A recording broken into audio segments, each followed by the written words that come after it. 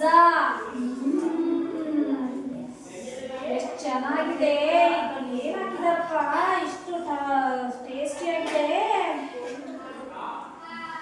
ಹಾ ಸಕ್ಕತ್ತಾಗಿದೆ. ಇನ್ನು ಐಸ್ ಕ್ರೀಮ್ ಕಾಯ್ತಾ ಇದೆ ನನ್ನಿಂದ.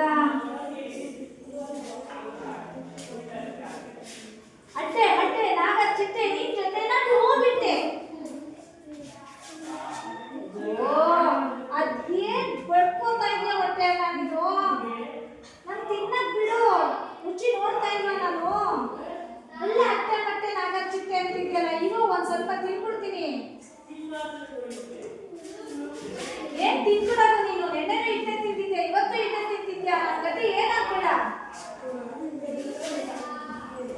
ಅಯ್ಯೋ ನಾನ್ ತಿಂದ್ರೆ ನಿನ್ಗೇನಾಗುತ್ತೆ? ಮೊದಲೊಂದ್ಸಲ ನೀನು ತಿಂದಿದಾಗ ಏನಾಗಿತ್ತು ನೆನ್ಪು ಮಾಡ್ಕೋ.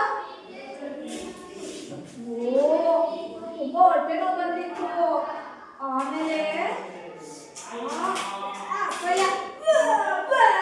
ಬಾರಿ ಮಾಡ್ಬಿಟ್ಟಿದ್ದೆ. ನಿಂಗೆ ವಾಂತಿ ಬಂದ್ರೆ ಖುಷಿ ಆಗುತ್ತೆ ತುಂಬಾ. ತಿನ್ನೋ ಆಗಿದ್ರೆ ಚೆನ್ನಾಗಿ.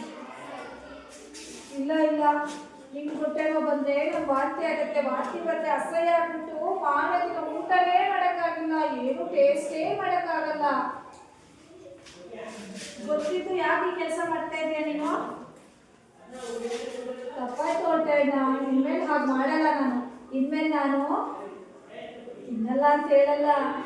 ಚಿಪ್ಸು ಬರ್ಗರು ಎಲ್ಲನೂ ಯಾವಾಗಲಾದ್ರೂ ಒಂದೊಂದ್ಸಲ ಅಪರೂಪಕ್ಕೆ ತಿಂತೀನಿ. ಪ್ರತಿದಿನ ಹಣ್ಣು ತರಕಾರಿ ಸೊಪ್ಪು ತಿಂತೀನಿ, ಹಾಲು ಕುಡಿತೀನಿ, ರಾಗಿ ಗೋಧಿ ಜೋಳ ಸಜ್ಜೆಯಿಂದ ಮಾಡಿದ ಆಹಾರ ತಿಂತೀನಿ. ಆಮೇಲೆ ನಂಗೆ ತುಂಬ ಇಷ್ಟ ಅಲ್ವ ಡ್ರೈ ಫ್ರೂಟ್ಸು, ಅದನ್ನು ತಿಂತೀನಿ.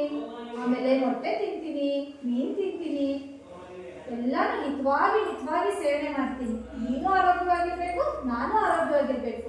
ಆವಾಗ ಖುಷಿಯಾಗಿರ್ಬೋದು ಇಬ್ರು.